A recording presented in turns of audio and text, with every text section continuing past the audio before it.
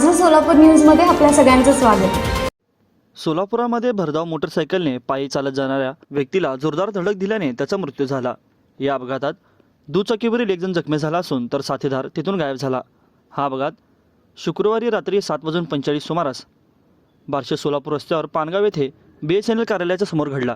पोलिसांनी दिलेल्या माहितीनुसार वैरागहून बार्शीकडे निघालेली मोटरसायकल MH25AQ 8744ने रस्त्याच्या कडेने निघालेले दशरथ शिवाजी बोदले वय वर्ष 45 या पायी चालत जाणाऱ्यास जोरदार धडक दिली। या अपघातात दशरथ बोदले यांना तातडीने उपचारासाठी बार्शीला हलविण्यात आले, पण उपचारापूर्वीच त्यांना मृत घोषित करण्यात आले। दरम्यान या अपघातात दुचाकीस्वारांपैकी प्रमोद लोखंडे राहणार हिंगणगाव तालुका परांडा हे जखमी झाले असून त्याला ग्रामस्थांनी उपचाराला बार्शी येथे पाठवले। मात्र लोखंडे याचा साथीदार हा एवढ्या गर्दीतून गायब झाला। या अपघाताची बार्शी तालुक्यात पोलिसात नोंद करण्यात आली आहे। माझं सोलापूर न्यूज या यूट्यूब चॅनलला सबस्क्राईब करा आणि बेल आयकॉन प्रेस करायला विसरू नका।